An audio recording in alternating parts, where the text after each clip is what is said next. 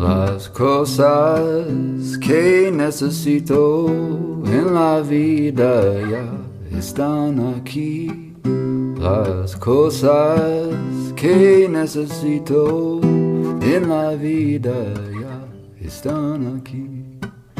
I am free, free as a bird now, with my feathered wings. I am free, free as a bird now, with my feathered wings.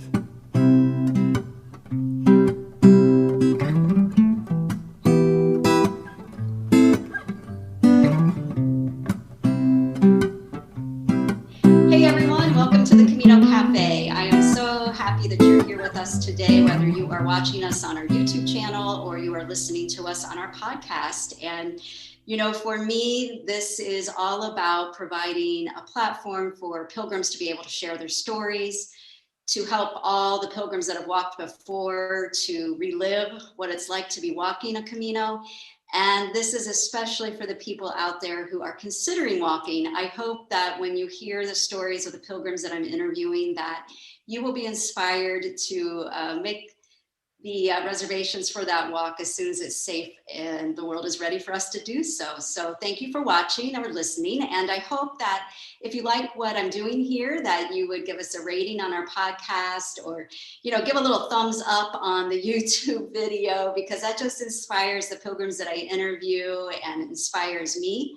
And you know what, if you make a comment or you send me an email, I do respond. I love hearing from pilgrims, and who knows, maybe you'll come on and be interviewed and share your story if you've already walked. So thank you for being here. Thank you for being a part of the Camino Cafe. I hope you feel like you have just sat down for that second pilgrim breakfast, or that you've just met us after our walk and you're just sitting down to hear about our Caminos. So today, our guest is Steve Walther, and Steve and I got connected through one of our mutual friends, Guilherme, and then Steve reached out to me and sent a really sweet message, which we'll talk about in a little bit. But first, Steve, I just wanted to say welcome and thank you for being so willing to come to the Camino Cafe and talk today. Well, thank you for having me. I'm honored to be part of the Camino Cafe. Both of us are Dan Mullen disciples, I think. And we're both kind of Camino dorks when it comes to everything Camino and thinking about it and talking about it. So to be part of the royalty of the folks that you've interviewed so far, I'm honored.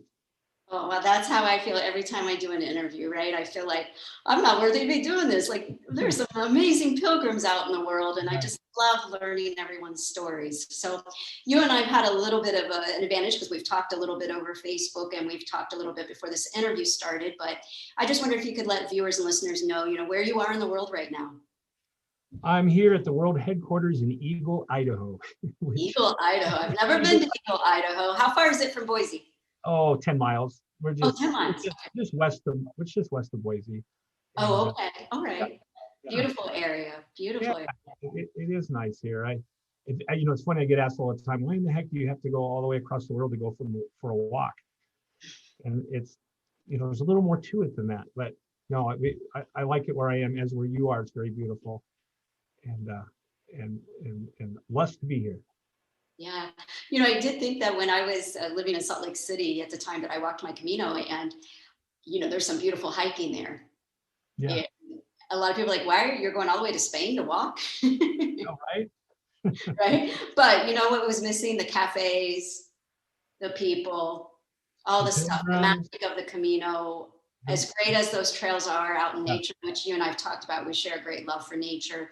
But there's something very special about the Camino, which I'm sure will come up many times during our interview. But let's back up and talk about, you've been on a couple of Caminos, right? So let's start with your first one, and let's let everybody hear a little bit about that seed that was planted that eventually got you to go on that first Camino.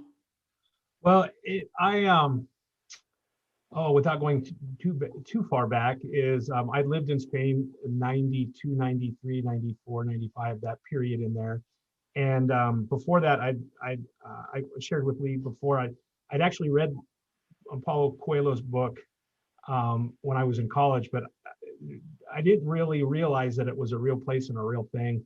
And it was more of, a book you read and kind of for the adventure as opposed to knowing the particulars of the reality of it. And I had a roommate in Granada whose family was Galician. They were Gallegos. He was from Canada, but his family was out there. And he took me up there to visit his family at one point, and we were hanging around the plaza in front of the cathedral, and all of these people were mulling around with backpacks and being like, they do when they come into the plaza there. And I said, "What the heck is going on here?" And he said, "They're pilgrims." I said, "Pilgrims? What the heck are these? What are pilgrims?" And he told me, "Oh, it's the Camino de Santiago." And it just intrigued me from that point on. And over the course of the next 10, 15 years or so, I had the good luck of visiting Santiago several times. And every time I was, I'm going to do this. I'm going to do this. I'm going to do this. And then I kind of told myself a line in the sand that I have to do this by the time I'm 50 or I'm never going to do it. Mm. And so June, I think of June of 2018.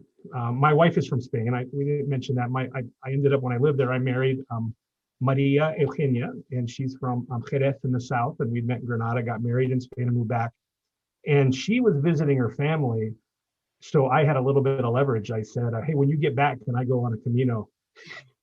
You're doing it now. I want to go back and do it. So she went and visited her family, and then I got permission to go from La Jefa, the boss lady at my house, and she kindly let me out on the adventure, and the rest is history. Completely different than what I thought. As those of you who have done it or thinking about doing it, I'll tell you this: it changes you forever. And I think Lee can attest to this, that we think about very little else other than going back, because I think there's a feeling that you get, that you come away with, that you want to replicate over and over again. Yeah, I was going to ask you that. So what do you think that is? Because when I speak to pilgrims, they've either gone multiple times or they've got the next one planned, Mm-hmm. So what is it about the Camino, in your opinion, that pulls us back? Well, I think when you're there, you are probably the best version of yourself, I think. And I've never really thought about it that way, but everybody goes out of their way to connect, to help, to be in a Camino community of all moving in the same direction, all having the same sentiment. It doesn't matter your background. It doesn't matter where you are social, economically, all of that kind of stuff. We're all pilgrims, and we're all going. Now obviously you're going to meet some people on the way that maybe you don't jive with exactly, but overall it's just good. And that sense of detachment from the day-to-day crazy busyness that we all have every day. And it's a chance. One of Dan's, I don't remember who it was, but one of Dan's, Dan Mullins interviews once said, it's a 500-mile confession box. Yes. And it really is a 500-mile confessional, from the standpoint as you're there letting it all out. You're listening to everybody else let it all out. You have the freedom to do so without recourse of your neighbor knowing about your concerns and problems and whatnot.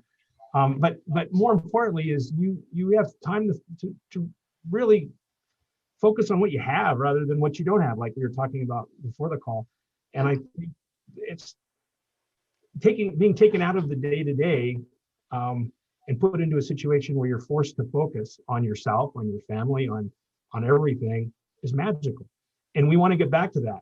And I know, I hear a lot of people say when they get back, the first thing they do is empty their closets and declutter and get rid of the stuff that's not important and focus more on the stuff that is important. And I know I made it a purpose in my life now with that to walk every day, just to be able to get, everything in order. How did the day go? What could I have done better? What do I need to do tomorrow? Maybe I need to say, I love you to my wife and to my kids one more time. Those kind of things that we get so busy we don't do. Yes. And to be grateful and to put it into perspective, the gift that we have. And the walking there is magical. But walking here, wherever here is for everybody, you can continue that, but it sure is nice to do it there with second breakfast and good coffee and wine. Absolutely. And I think that opportunity to be able to do that on back-to-back days for that duration of time each day, right? And in our lives back home, we don't necessarily have the time to be out walking 5 or 6 hours every single day back to back, right? But if we can create those opportunities, like you're saying, even if it's a mini 1 hour Camino every single day, it still has many of the elements that we can use to re-examine how we're living our lives. Sometimes it's perspective, and sometimes it's reflection, but other times it's just getting out and seeing something really cool, like an owl or a baby deer or whatever it is. That all of that excitement and all of that interpersonal reflection, I think, is invaluable. Yeah. And then today, we go, and this is, again, I hadn't really thought about it this way till just a second, but even though we live in a world where you and I are talking right now and looking at each other, and your listeners, when you broadcast this, are going to be able to listen to this from all over the place. Even though we have the capability of communicating easier than we ever have in the history of the world, we don't communicate anymore. We don't have meaningful conversations. We don't, I just remember my parents and grandparents, that people would come over and visit, and you would sit down and they would maybe play cards, or they would sit on the patio and they would visit. And we don't do that anymore. We text and we talk to more people, but we don't have this connection. And I think as human beings, we all want it. And sometimes we think, I'd rather just text the person and not have not waste an hour talking to them. But we all kind of, I think, deep down want it.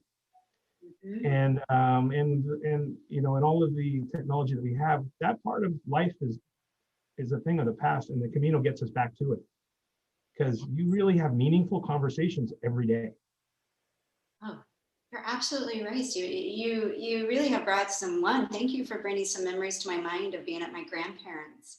Right. And remembering their friends coming over. Some of my best times was, being that little grandchild sitting at my little chair while they played dominoes, but their friends would stay for hours, and it was really cool. And I think during my Camino, I see the same thing. I would run into people and we have these very deep and meaningful conversations. And even now, I remarked to one of them that I wished that I got to have that. I would see somebody at a Starbucks, but I would know here in the States, if I started having a conversation like that with somebody at Starbucks, they'd be like, what's wrong with this girl? Why is she talking to me?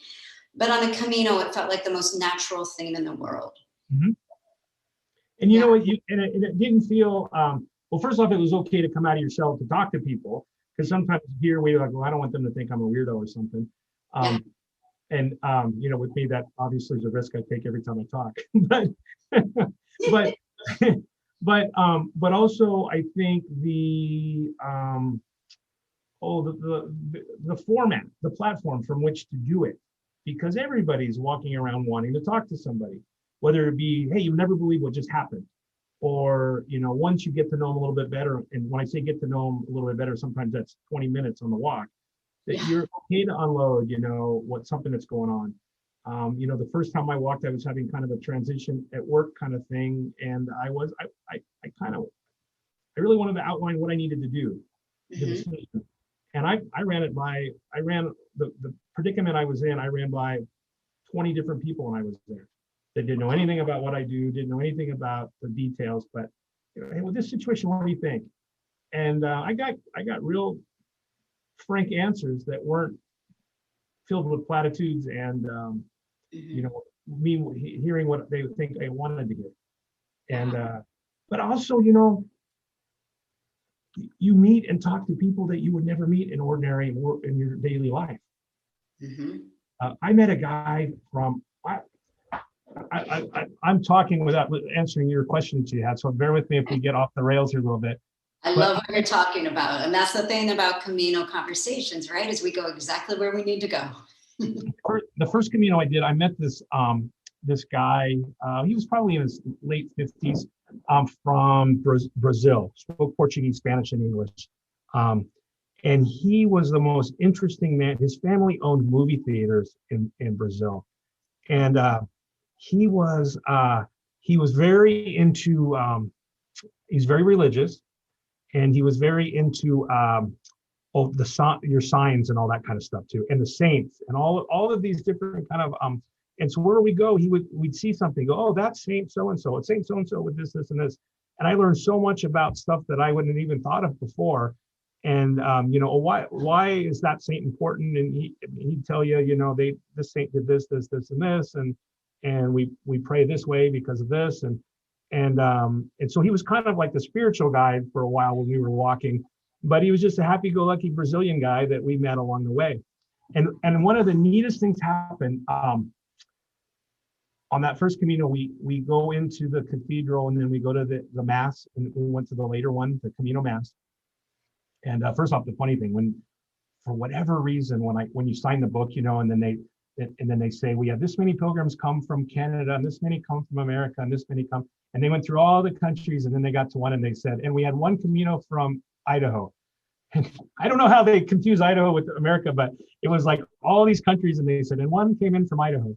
And so everybody, my group, we all laughed, but we were with the two Canadian women and this Brazilian guy, and it was a special mass that the bishop was doing the mass, and the bishop said afterwards, he said, and he said this in Spanish. He said, if anybody would like to join me on a tour of the cathedral after the mass, please meet here next to the altar afterwards. And of course, a small percentage of the people spoke Spanish, and everybody just started leaving. And the Portuguese guy said, hey, did you hear that? I said, I think so. I'm not sure if I totally understood what he said, but he said, stay here. And he said, yeah, he's going to give us a tour. So everybody rushed, and then there was like 30 of us left that stayed. And he took us behind everywhere. We walked, the whole cathedral's closed, doors locked, lights out, except for just a few walking around lights and us. Oh, and wow. And the Brazilian guy was just like, he was in nirvana. And the bishop took us in the back, and there was like this big opening area in the back that you don't see from the outside. And he gave us all a piece of paper, and we gathered around this big cauldron. And he was speaking in Spanish, and then he had a lady with him that translated into English everything he said. And so everybody there understood what was going on. And he gave all of us a piece of paper, and he said, in the old days, pilgrims would come in, and they came all of this way, and their clothes were then all tattered and rotten and smelly and yucky, and they would get new clothes for the walk back. And their old clothes they would burn as a symbol of burning their sins. And he said, I'm not going to ask you guys to burn your clothes right now, but here's a piece of paper. And we lit the paper, and then he said a prayer, and then we put the paper in the big cauldron, and it was just like magical. And then we walked back up to the main altar. And the main altar were up in front of the cathedral. And he said, everybody come up onto the altar, up to the front there. And he said, sit down. We all sat down around the altar, up on the main thing. And he sat in his big chair up there. And he said, does anyone want to tell their story? And these people got up and told the one that I really remember was this young teenage boy from Mexico. And he said, my village raised money for me to go to this. And it's meant so much to me, and I've learned so much about myself. He said, I'm going to go back and do everything I can to help raise money for other people to come and do this. And he said, I'm the first person in my family that's ever left Mexico. And I was able to do this. And we were like, oh my gosh, this is amazing. And the Brazilian guy talked about, his family and everything that, how this was important to him. But it was just with the bishop and on the main altar of the cathedral. And it was like one of those things that, had I been not with him and caught that little thing that he said, we would have been in the pub drinking beer, and not have experienced that real magical thing. And those are the, little things happen like that like, I don't know how many years later, 4 or 5 years later now, I still get goosebumps thinking about how that all panned out. Seriously, wow, thank you for sharing that story. I think that is so full of Camino magic, and I'm so happy for you to have that experience. I mean, that's amazing. Yeah, and it was really, really, really good. But um, you know, the Camino magic and the stories that happen, Yeah. and there's so many things that happen. On my second Camino I did with my daughter, and Okay. she graduated from high school on June 1st or June 2nd, and on June 3rd we were in Oviedo starting our Camino. We did the Primitivo. And what year was this? What was that? What year was this? That was in 2019. 2019. Oh, Yeah, wow. Okay. June of 2019. So my daughter and I set off to do the Primitivo, and I was so, she just graduated from high school, and I was so excited for her to experience this magic. Mm-hmm. And so the first day we walked, and it was a wonderful, beautiful day, and we walked, and nothing really happened. I mean, other than us spending a day together in the beauty of this, and took some great pictures and had some good meals. And I kept saying, her name was Daniela. I said, Danny, something's going to happen. Trust me, there's this magic that's going to happen. And then when something did finally happen, I was like, that's it. You got it. Now you saw it. You've experienced it. Now you know what I'm talking about, right? She goes, yeah, I get it, Dad. But it was, this things happen, and if you go there like looking for it, it's a little harder than just things happening. Yeah. Right? Did you have to talk Danny into doing this? Like because she was 18 when she did this, to just graduate high school. She was actually 17, and she turned 18 the day we got back. Oh, wow. Okay. Yeah.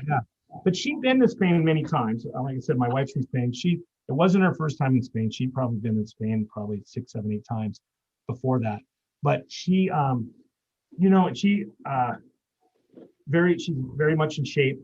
In fact, she's in school right now studying sports training. Oh, okay. Sports med. She's doing sports med. And so she, like in high school, she played rugby, and so she's real fit and able. But yeah, she didn't have the, she at that age, she went because I wanted to go with her, I think. Mm-hmm. And when she came back, she kind of played it cool. But I heard one of my wife's friends talk to her about it, and she told her how awesome and important it was and amazing to her. She wouldn't tell me that, but she told other people that. But that's how that goes. And then I have one more son in high school that we'll see if he wants to do. I'm not going to force him to do it, but yeah. So hopefully. I was just going to ask you, so you did have a moment of magic. Is that something you'd want to share, or is that just too personal? Yeah. No. So on the Camino Primitivo, in the Camino Primitivo, it's called the Primitivo because it was the first one, not because it's primitive. But it is rather remote compared to the Frances.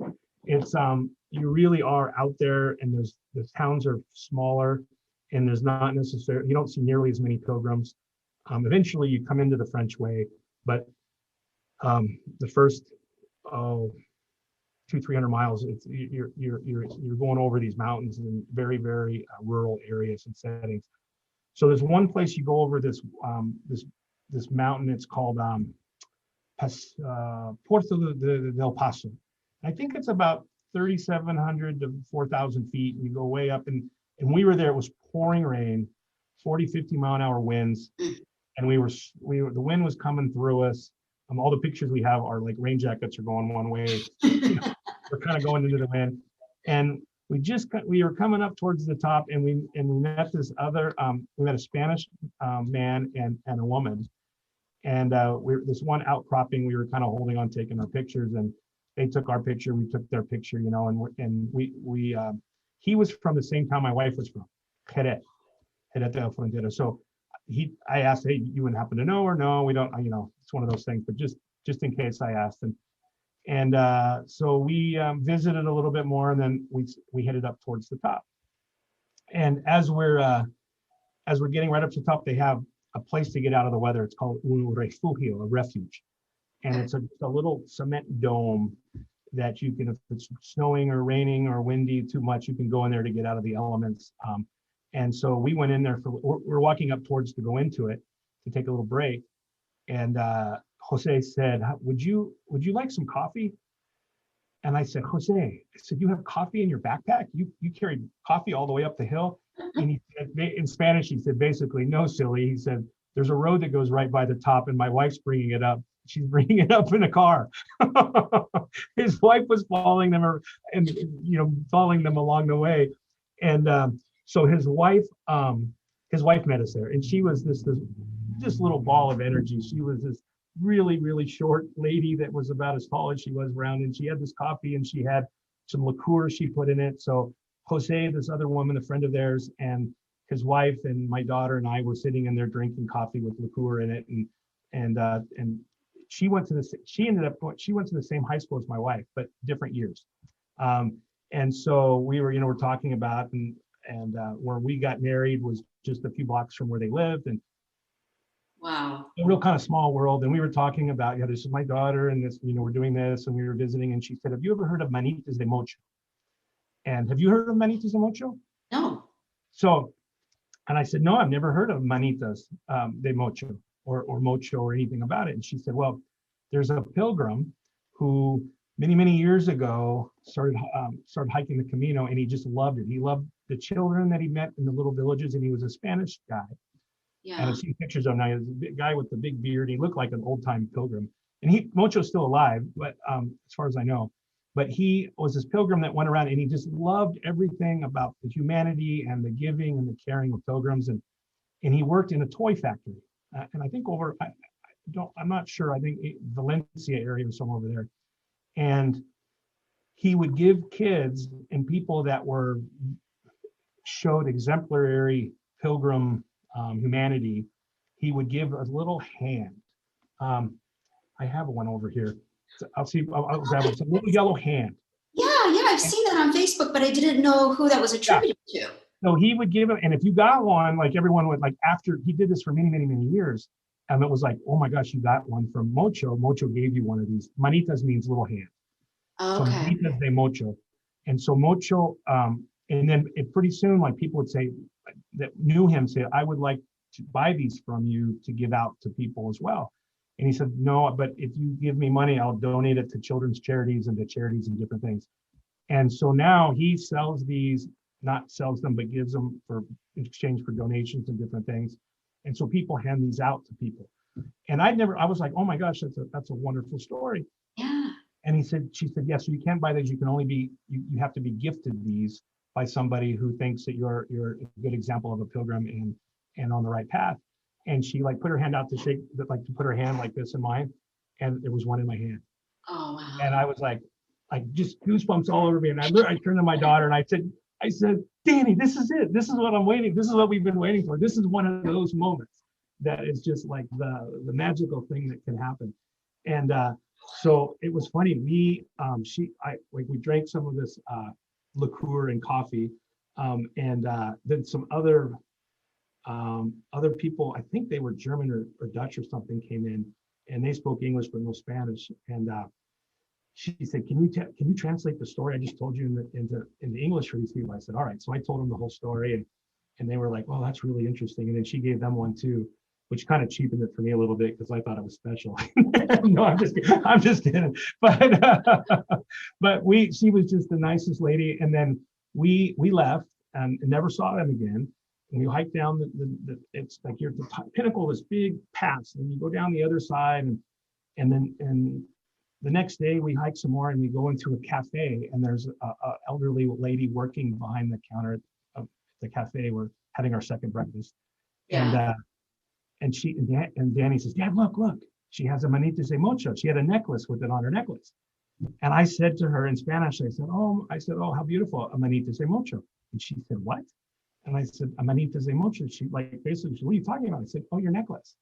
And she said, "Oh, my necklace." She said, "A very nice pilgrim lady came through here a couple years ago, and we had a very nice visit and very nice, and she gave this to me as a gift." And she had no idea, and she was Spanish, and she had no idea what it even meant, that it was because of her nice personality and being a good person is why she received the gift. And she had no idea. It was just, she just wore it out of honor of the lady that she met. And wow, and she's wearing it 2 years later. Yeah. and they're not necessarily attractive. It's a plastic yellow hand. Yeah. Yeah. Isn't that something? Well, I tell you what, we'll have to, after the call, get a photo if you can find yours, and we'll share it with everyone when we post the photo. When we're posting, I'll see if I think it's right over here in a basket on one of my side baskets. Excellent. Yeah. Wow. Okay. First off, I thought when you were telling the story, it was enough of a Camino angel story that here you're having coffee at the top of this mountain, right? And this woman brings up hot coffee. I mean, that in itself is an angel, right? Right. And then the magical thing happens. No, yeah, the coffee part was nice, but that wasn't the magic part. And it was totally unexpected when he just said, would you like a cup of coffee? And I said, you packed that, because it was a big hike. I said, you packed coffee all the way up here. He says, no, silly. That is great. Well, what made you in the first place pick Primitivo? Because it's not as well known of one. And I do think just the name itself kind of can scare people off a little bit. Mm-hmm. So what made you select that one that time through? Two reasons is I with work and my obligations with everything, I have family and home life, I can't really take a month or 35, 40 days off of work. Right. So the Primitivo you can do in 14, 15, 16 days. Okay. So and that's why we did it.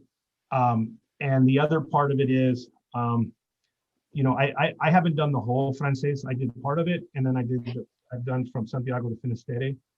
And so the first part I still is on my bucket list to get done as quickly as possible. But with that said, is I love seeing pilgrims and I love having them, but I hate when you get to a town and it's just so crowded that it's, like Disneyland almost. Mm-hmm. And so I thought this might be a way to get back to maybe more of meaningful time with other pilgrims, as opposed to waiting in line to get a coffee everywhere you go. So I thought that would be a little bit of a different route. I was set to go this last October on the Portuguese from Porto, but obviously that didn't happen. And I think we'll see what happens. I know right now they're starting to open up a little bit, and I'm gonna wait. I think just so I don't want to go for going sake. I want to go enjoy it, and I want to do the Norte after the Portuguese. Norte looks beautiful. Right? Right. It does. So many follow-up questions. Let's see. Hopefully I'm going to remember all of them, because this is just, wow, I love the stuff that you're sharing. So let's go back to, so you've walked 2 times or more times? I've walked 2 times. I've been to Santiago probably 6 times or so, but I've walked 2 times. Okay. Yep. So let's go back to, make a little note here. So I want to make sure I ask you one other thing. I want to go back to, I think as pilgrims, we talk a lot about this seed planted, right? Something happens, all of a sudden there's this awareness, for you it was that first book, Paulo Coelho's book. And then you go back to Santiago and you're in the Pilgrim Square. You see all the pilgrims coming in. I just wonder, do you share that thought that there is a seed planted, and that once that seed's planted, you're going to go at some point? Because it was almost 25 years from not quite that long. Oh, you know what? It was almost 25 years. Holy smokes. Yes, it was that many years. I'd never really done the math. Yeah, from the first seed planting to when it actually happened, it was 25 years. But I don't know, they say the line that goes through it, and all of the energy and all of that stuff. I don't know if it was necessarily that kept me to it. It was more, I love history. Mm-hmm. And I love that kind of era of the magic part of it together. And so to me, it was a place that I wanted to learn more about the story. And then all of the other stuff kind of came later. Because it's an amazing, wonderful story. Whether you're religious or not, the whole, how St. James got there, how he was found later on, the stories of him miraculously coming when they were fighting the Moors later on and saving the day, and then everything that's come since then, and then almost how it almost died and then came back.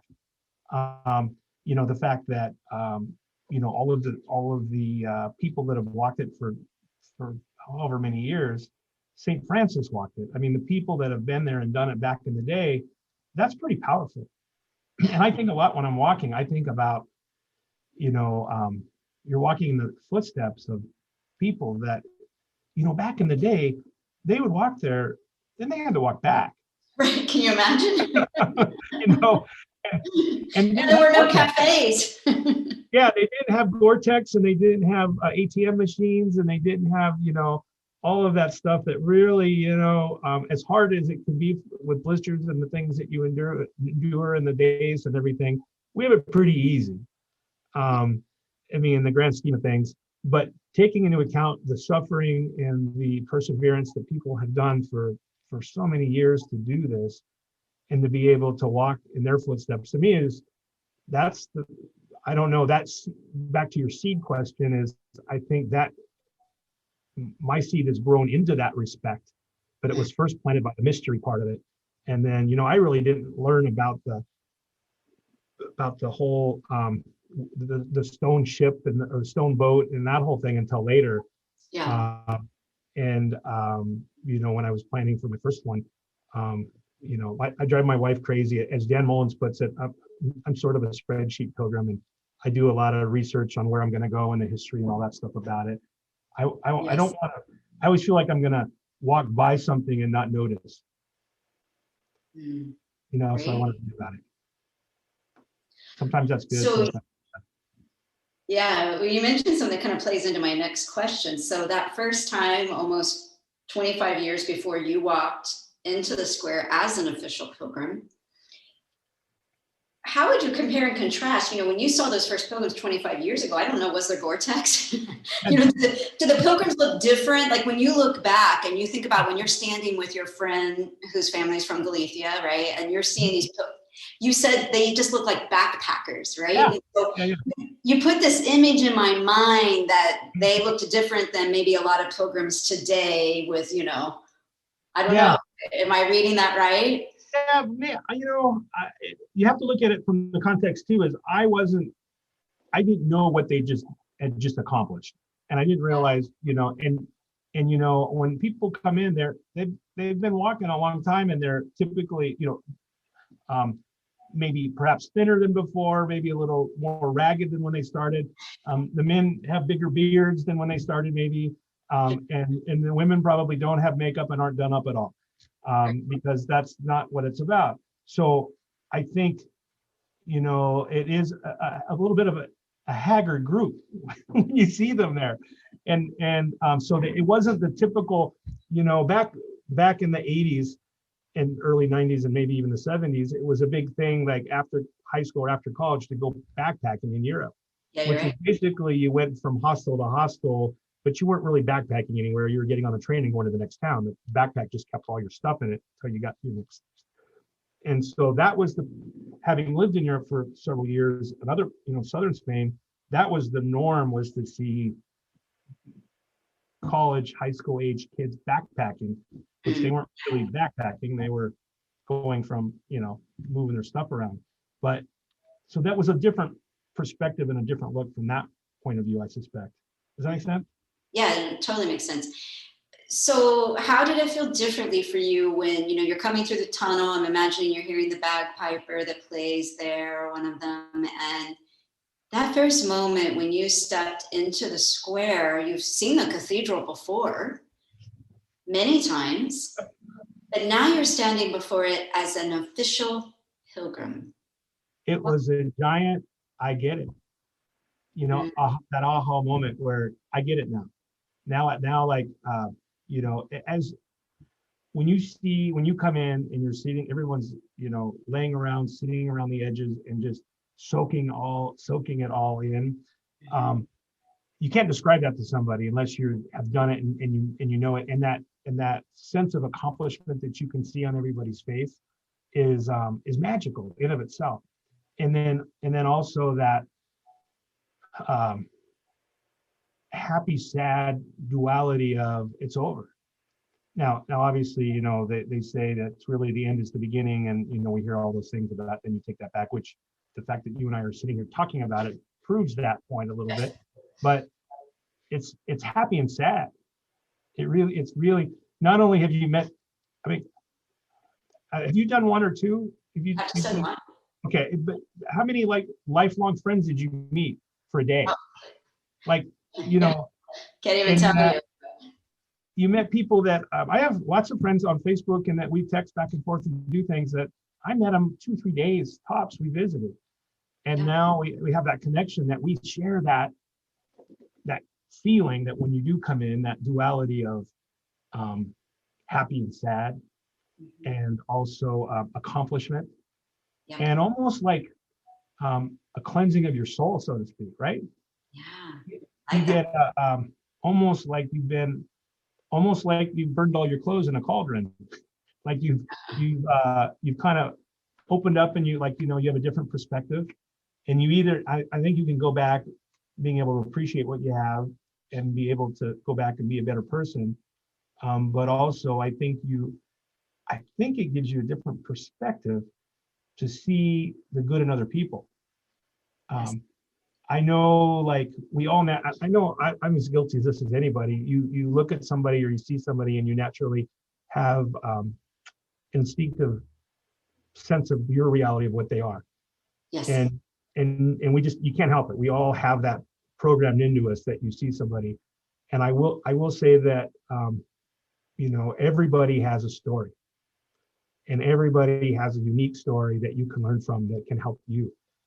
And but you have to listen, and you have to be open enough to care. And the pilgrimage, the Camino, there's no better platform from which to have that connection. Like you can't, you can try, but like you said before, is if you try to do that at Starbucks, they'll think you're a weirdo. Right? Right.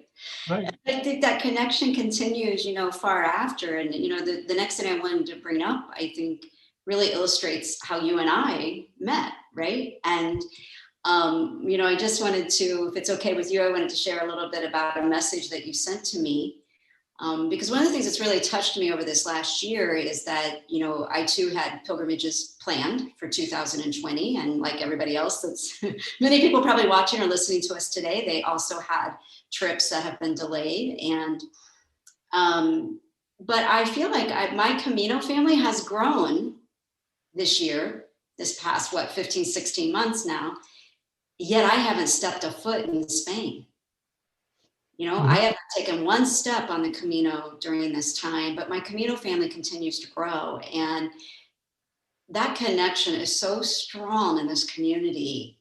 And, I think that's one of the things that draws us back, of course. But I wanted to say that I think the way that you and I met, and I think this really illustrates the Camino spirit, is that you reached out to me and connected with me after you heard an interview that Dan Mullins was so kind. He interviewed me for his program, for his podcast, and he interviewed you back in 2017, I think, which I encourage everyone, if you haven't listened to it or you've forgotten about that interview, I would really encourage you to go back and listen to Dan's interview with Steve, because it's very good. And of course, Steve and I are both big fans of Dan, and we can't get enough of his show. So I assume everybody watching this probably feels the same way. But DOD, we are disciples of Dan. Yes, I love that. We are definitely disciples of Dan. We quote him, all of that. But you reached out to me, and you said something in your message that really touched me. And you said, the Camino provides the perfect vehicle for our own individual sense of finding our unique path to mindfulness. After a Camino, walking becomes a ritual, thus providing the groundwork for becoming mindful and aware each and every day, wanting to be good, do good, and help others be better people. Because of the Camino, my daily ritual includes walking. And this really, first off, the fact that you reached out, right? And that showed me that Camino spirit and that expansion of Camino family, because you could have just listened to it and let it go, right? But you took the time to message me, which really, touched me. And it's always nice when someone hears your story and they connect with it or they validate it. So I wanted to thank you, first of all, for that. also, in reading that, I felt like you just really embodied the Camino spirit about knowing about the mindfulness. So I just want to first kind of talk about that. Is how did mindfulness play a role for you in your Caminos as you walked, and how does it play a role in your life today? Oh, great! Thank you for when you mentioned that before, I'd forgotten that note I'd sent. I just thought we'd always been friends. Yeah. So, it's funny. The mindfulness aspect of it is I never really had given much thought to it as far as, trying to do good and living a good life and doing, going through the steps as we all do. But being there, it really made you maybe pay closer attention to when someone might need your help, or looking for what somebody is really needing. And sometimes they just need someone to be walking by them, or sometimes they need somebody to lend an ear, or sometimes they are there to be your sounding board. But the mindfulness of what we do in everyday life, I will say this is I came back from my first Camino more aware of what was going on around me. Not the sense of like looking for danger, that type of aware, but just seeing emotion better. And again, doing away with the preconceived notion of what you just assume. And I think it's okay to share your emotion when Dan interviewed a priest once, and the priest said something that I think about all the time. It was so good. It was he said, sometimes people that need love the most ask for it in the most unloving ways. Oh, yes. Isn't that amazing? And when somebody's like really like being not very mindful, it's sometimes it's very helpful for them if you take a step back and take it as, don't disengage, but engage, or don't strike back with words or with hurtful whatever, say it's okay, or engage them in some sense. So the mindfulness for me has been able to connect. I think I connect better, and I'm able to hear better. And I'm pretty happy-go-lucky guy all the time anyway. But it probably, it's okay to be happy, and and I think if you're happy rather than worrying about everything all the time, I think that's contagious. And especially as we're coming out of COVID, where there's a lot of anxiety, yes, and there's a lot of deep-rooted isolation. Sometimes people just need a smile, and that smile and that that smile can be a hug. If now that we can't touch anyone anymore, but I mean, and now that you can't see with the mask on, you can't see people's smiles as much. But still, that smile and that sharing that compassion when you really don't know everything that's going on, but sometimes that can change the course of someone's life. And I think with the Camino, it's maybe a way to hone our skill, to sharpen your axe, so to speak, with your own mindfulness of your own self and your own projection and what you do on a day-to-day basis. What better way than to hone that skill than to be in a place where it's receptive and you can practice it to take it home? Because really it's a giant, it's however many, it's a 500-mile practice going back for life. And it is a way to test out what you're doing, to go home and have to be armed and dangerous, so to speak, with regards to mindfulness and being a better person. I have one quick. I shared the story on the last one, but I'm going to share it again because it all has to do with that mindfulness and how it ends. I got to Finisterre, and it was pouring rain. And if those of you that haven't been there, the town is about a mile or a mile and a half from the point, which is actually the end of the Camino, the kilometer 0 after Santiago, when you go out to the very point. Yeah, I haven't been there. I really want to go. Yeah, Finisterre in Latin means the end of the earth. And they used to think, before Columbus went on his little boat ride over here, they used to think that was the end of the earth. And after that, you go off. And so it's this point that sticks way out, kind of off the coast above Portugal and Galicia, way out there. And so when you get there, I hiked up there, and I was by myself, and it was pouring rain, and there was a German, and I think there was a German or Dutch two couples, and myself and this other Dutch guy, and the German couples said, "Would you take our picture?" I said, "Yeah, if you take my picture afterwards." And then the Dutch guy said, "Would you take my picture after that?" Off the point. And we all said yes, and I took the pictures of the Germans, and they took my picture, and then now it's just myself and this one guy, this tall, thin. I mentioned the haggard look of the pilgrim that had been a long way. He fit the bill.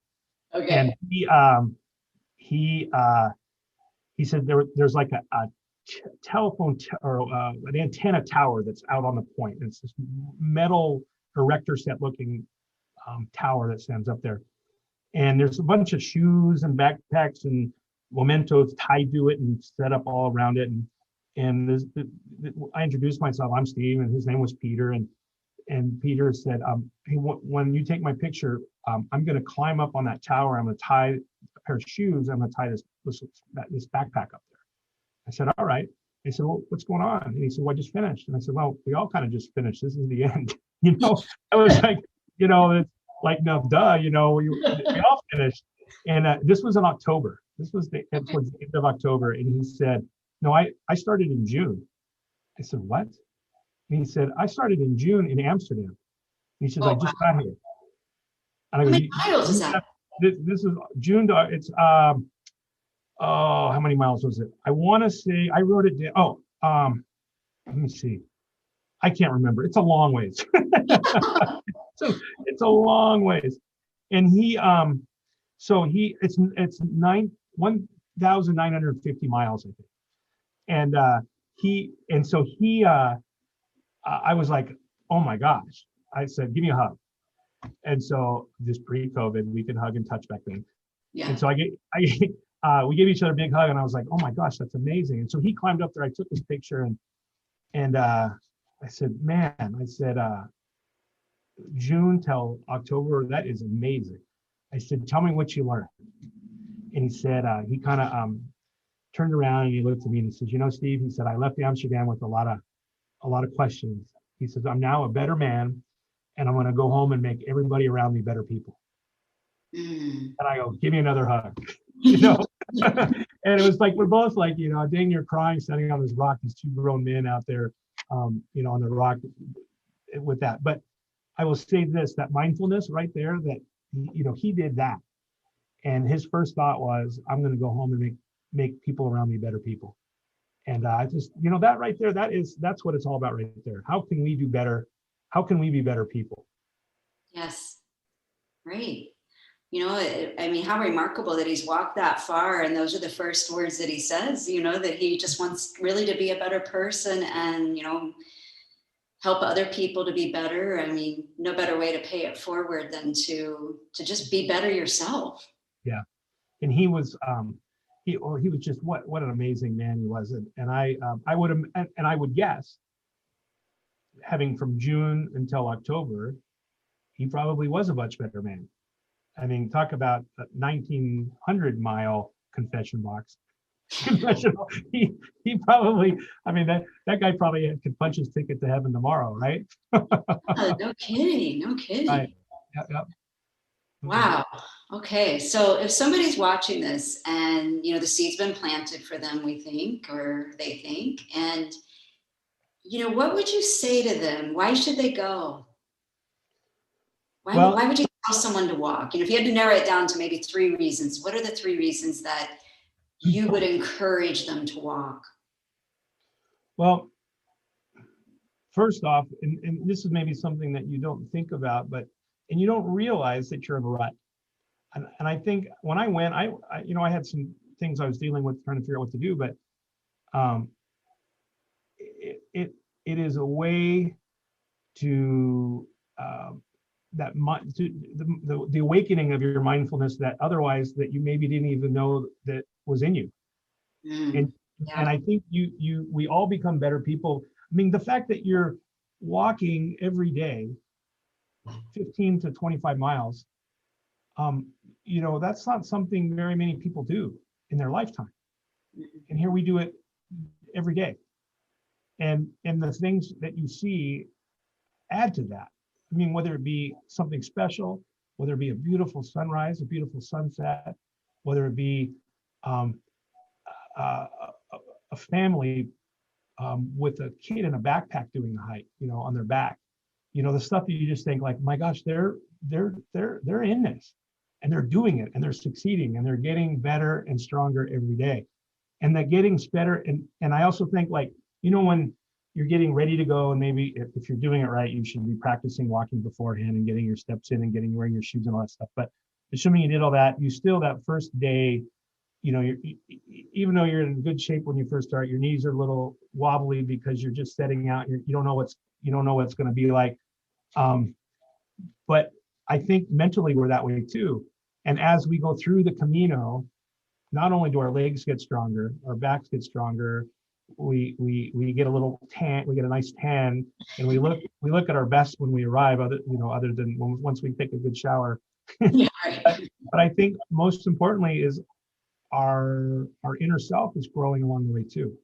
So we're building strength physically, we're building strength mentally.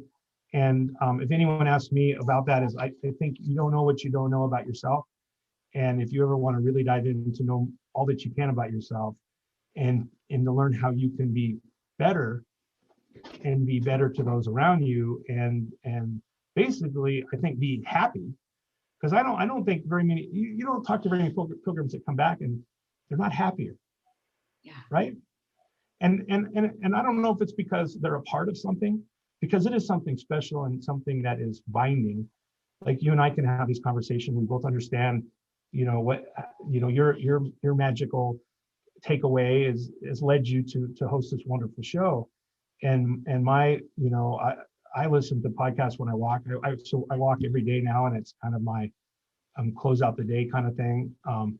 And it's, to me, it's, I want to continue to feel that feeling. Yes. And I will say back to your original question. I know I just rambled on long beyond the jury. The question is if you're looking for a way to be a better person and to learn more about yourself and strengthen not only your physical body but your mental being, there is no better way of doing that. And I also think it's okay to do it by yourself. I'm never fearful of being a man walking by myself. I'm not afraid of it. But I'll tell you this: if you're a woman and considering this, I think I don't know what the statistics say, but I would say the average, by far, there are more women walking it than men. And I would also say that probably, and it might depend on the time of the year that you go, but there's probably more middle-aged to 60s women doing it as well than there are. And not just, I met several women that were in their 70s and even a couple in their 80s. You can do it. And I think if you think you can't do it, then think again, and you have to work towards it. You can't just say, I'm going to do it tomorrow. But I think everybody can do it if they put their mind to it. And I also think no matter where you are and with your life, you'll come away a better person for it. Yeah, couldn't say it better. When you look back at your first Camino and then the second one, were there differences in how you packed, or what you thought was so necessary in that first trip? Now you're getting ready to go on the Primitivo with your 17-year-old daughter. Yeah. Were there things like, oh, honey, you don't need that? Or were there things that you took the first time that you're like, we don't need to put that in the backpack? Certainly, I did not use poles the first time. Mm-hmm. I did the second time. But, it's interesting. My daughter didn't think she needed them. And then we ended up bringing, because we brought one set and we swapped all the time. So okay. She would use them for an hour, I'd use them for an hour. And sometimes when you're up in the mountains, it really helped. And you know what? So again, the perception and seeing stuff. Whenever I used to see people walking with poles, I'd think, what a couple of idiots. They look stupid walking with their poles out there. But holy smokes, I've joined the ranks of those guys, because they really do help, and They really do make a difference. And so poles are a big one. Now I backpack a lot. And I have carried heavy packs over mountains and spent, I backpacked in Alaska for 2.5 weeks. Oh, wow. I mean, so I've done it. So I feel like I don't have to prove that I can carry a big pack. So I don't consider it cheating, but I do most of the time carry a light pack and have my stuff stand ahead. Yeah. From the standpoint of why burden yourself with that extra weight if you don't need to? Right. I carry water, a rain jacket. I sometimes even carry an extra pair of shoes. I have a nice pair of hiking shoes, but I also have a light pair of tennis shoes. And if I know I'm going to be walking on the road all day, why wear hiking shoes when the tennis shoes work just fine? Yeah. And then I have a small, like a roller bag kind of bag that it's a roller bag backpack kind of roller bag thing that goes to the next one. Then I have more clothes. I mean, I still pack very, very, very light. Right. But so again, I think, and that's another aspect of the Camino is there is no right way or wrong way of doing it. It's your way. And what makes just going to say that. Yep. And what makes you, what's best for you is best for you. And don't let anyone else tell you. And, there's purists out there to say, oh, you have to walk the French way and you have to walk this many miles a day and you have to carry this and you have to do this. And, no, you don't. You can do it your way. And your way is your way. And I met a wonderful guy. Oh, this really kind of met this guy from New York the first time, my first Camino, and he'd started close to the French border, and he developed some blisters and some back issues. And I found out later that his daughter had committed suicide right before he went, why he was doing it. And just the nicest guy. And but you could just tell sometimes he was with us and sometimes he was by himself. And but he would walk until his feet and his back hurt, and then he would stay in a nice hotel and then take a bus or a train or a taxi a couple towns up and then rest. And then everybody would kind of come in and he'd kind of reconnect with everybody. And then he'd walk a day or so or 2 days and then he would go. For him, that was what he needed. And because he had a hard time with some foot issues. And I think back on it as, that he got as much out of it as he could have. I mean, and it worked. It was awesome. And we'd see him and, hey, how's your foot? Oh, it's doing better. And, he'd walk until, then something else was going wrong and he'd take a break and we'd meet him in a day or two. Yeah. And so, I mean, it's, you're doing it. Where do you think that comes from? Because it's something that I think a lot about, and I really appreciate you coming right out and saying, I didn't, I had somebody help with the baggage, right? And I did the same thing. And I think when you, there seems to be some lingering judgment as to what constitutes a real pilgrimage, right? And if you didn't do the full Frances, carrying the full weight and then you're not a real pilgrim. Yeah. Well, I like to throw coming from. I think it's kind of like we all want, there's some people carry that righteousness about everything that they do, that you have to do it this way.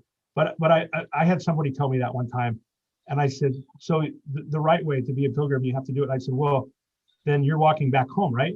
You're walking back.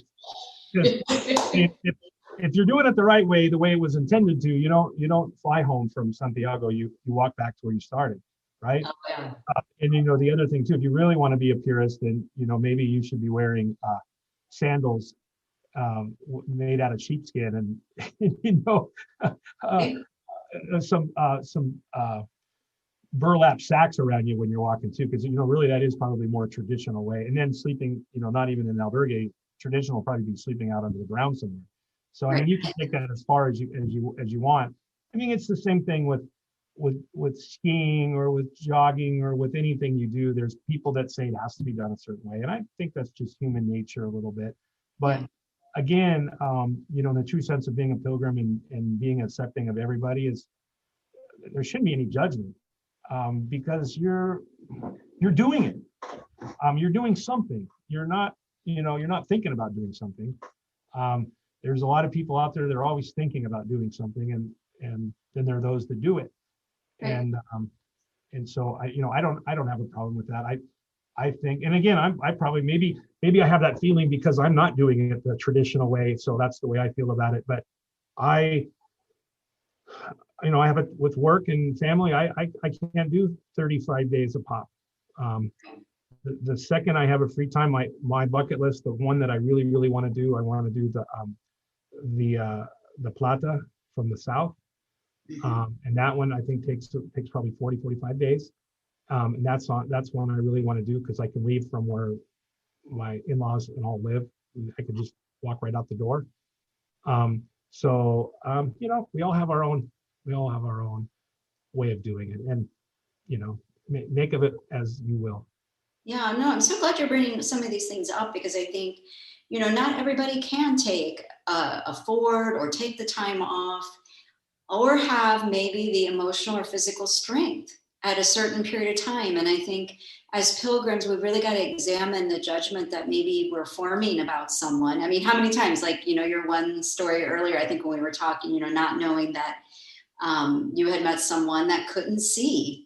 Mm-hmm. Right. And you can so easily judge someone. And I always think when I find myself today starting to be judgmental, because we've certainly all have gone through a lot these past several months. Right. And there's been a lot of debate about how we each handle what's been going on, wearing masks, not wearing masks, getting a vaccine, not getting a vaccine, and so on.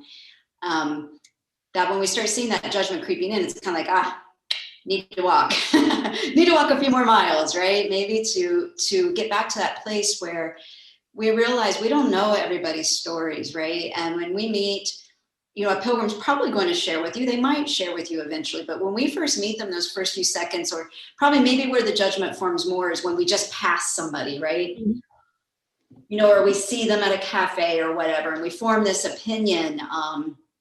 And then later, a couple of days later, we spend a little more time with them and we find out that their story is not at all what we had concocted in our minds, right? And I have a really funny story, and maybe this is one that we can kind of tie it together with.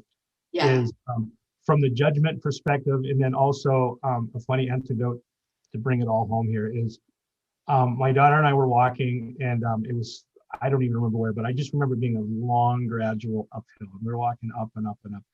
And her and I we were walking at a good pace, but we weren't running, And these two Spanish women were walking behind us. And they were in their 30s. And they were laughing, having a great time. And I was listening to them talk. And in Spain, a slang for a foreigner is called a guiri. So a guiri. So if you're like a foreigner, they'll refer to you like a guiri as. It's not really bad, but it is kind of like they're almost making fun of you. Oh, look at that guiri kind of thing. Okay. And so my daughter and I are walking up, and obviously we're not Spanish, and so these two women and they were just talking and having a good time between themselves, and the one says to the other one, "Man, I really need a cup of coffee. I need that my second coffee." And man, I really want that coffee. I wish I knew where we could get a coffee. And the one said to the other one, "Well, as soon as we get by these guiris, maybe there'll be a coffee place up here a little bit further." And I turned to her and I said, in Spanish, I said, "I think there's a coffee place about another kilometer up around the corner." And they both like just went like, because they didn't realize I'd been listening to everything they'd been saying the whole time. And she said, "Where are you from?" And I said, "Well, we're from the United States and Estados Unidos." And she said, how do you speak Spanish? And I said, "Well, my wife's from Spain." And they were from the next town over from my wife's from. They were from Cadiz, and she's from Jerez, which is right there. So then we started talking and having a great time, and we went and had coffee together. And then for the next 7-8 days, we were great. They were part of our pack. And so we stopped for breakfast. We stopped for coffee that right after we met. And they said, "Where are you staying when you get to Santiago?"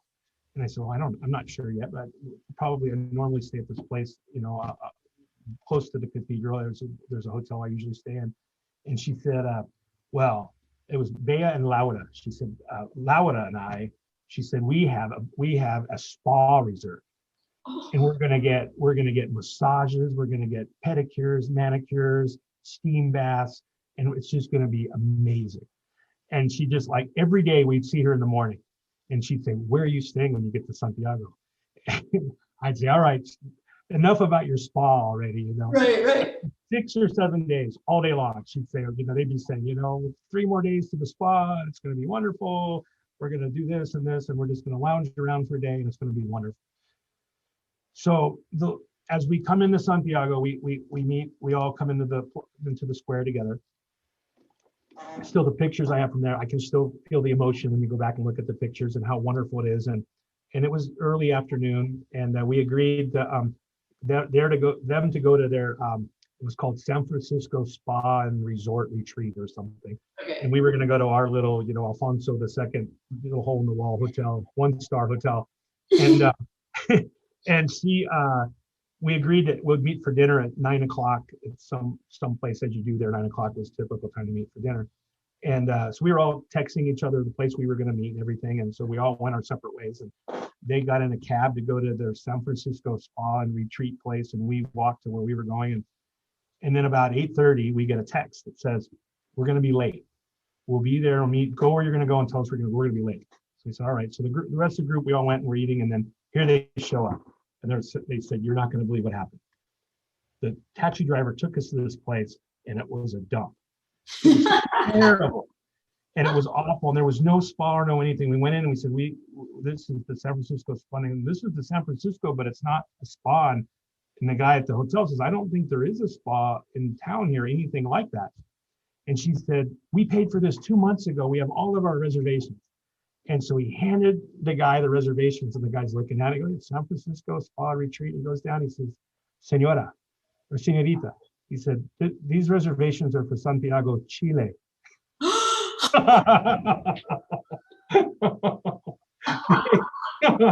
She made reservations on the internet in Chile for Chile, not even in Spain. And so there was a beer festival going on and a music festival going on, and there was no hotels that were open. And the hostels, because it was already now, it was like late, and the hostels were filled up, or the albergues were filled up, and the reason they were late is they were trying to find a place to stay, and they finally found a place that was several $100s that was very expensive. It was the last place in town that they had to share a room, and it was, oh yeah. But anyway, from all those giddies that don't know what they're doing, when they get out of our way, we'll get by and have a coffee too. They're the ones that had the mistake at the end that had everything screwed up with where to stay and everything. But it was like, oh my gosh, we're still friends on Facebook and stuff. And every time I see a spa or something, I'll take a picture of it. I think that's a beautiful story in so many ways. I mean, it really illustrates, right? Your Camino doesn't end when you get to Santiago, right? Yeah. Here they think it's done and they're going to go have this whole spa experience. Yeah. And the Camino said, not so fast. Yeah. Every day they'd rub it in too. They'd say, every day we had breakfast, they'd say, "So where are you going to stay when we get to Santiago?" "We're staying in a spa, and we're going to have our nails done. We're going to have a pedicure. It's going to, you know." Well, I can't think of a better story to end our discussion. I know oh my goodness, I've kept you so long, but your stories are so captivating. And, I know that everyone that is watching and listening, I think that you can see the Camino spirit so well and alive in Steve. And I'm sure after hearing his stories, you'll be inspired to walk again or to take that first step. And we hope that you do. And Steve, I just want to thank you for being here tonight with us. And for those of you that have listened and heard this interview, please leave us a little thumbs up, a comment, or a review so that other people will listen, because I think the stories that Steve shared today are really worth hearing. And we want to make sure that his stories get heard. So help us pass the word along. So thank you, Steve, for coming. I so enjoyed this conversation. Thank you so much. It was a pleasure, and keep up the good work with Camino Cafe. I think it's terrific what you're doing. And I think I shared with you in the very beginning that it should be Camino Cafe and Vino. I'm just saying.